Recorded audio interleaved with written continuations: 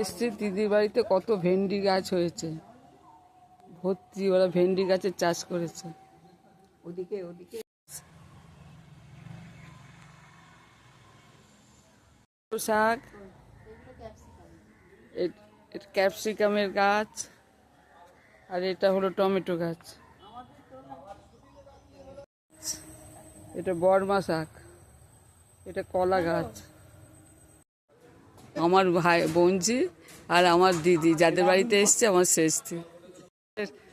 এটা শ্বশুরের সমাধিখানা হচ্ছে, সেই জন্য আমরা বাড়ি দেখতে যাচ্ছি। আর একটা বাড়ির ছাদেতে আমরা দাঁড়িয়ে ফটো তুলছি।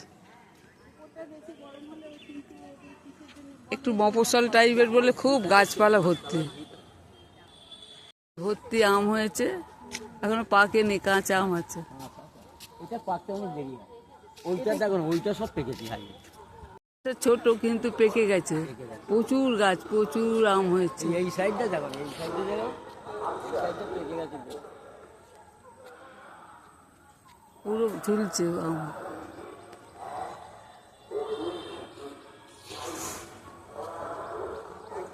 বাবা কটুকুলি তুলে আম দেখ সব পেকে গেছে, পেয়ারা খুলি আমের মতন অবস্থা হয়েছে।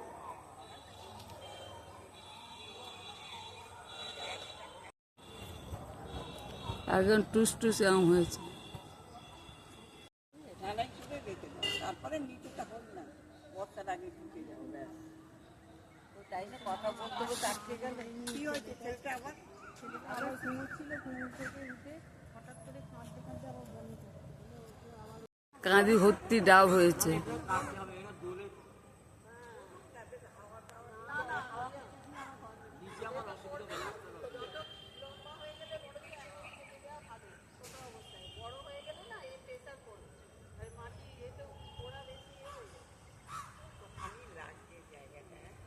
আমগুলো পেকে একদম লাল হয়ে আছে।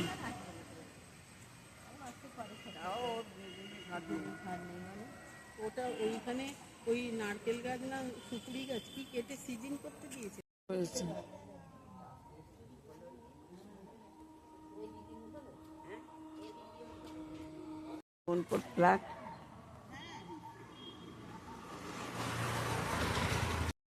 আম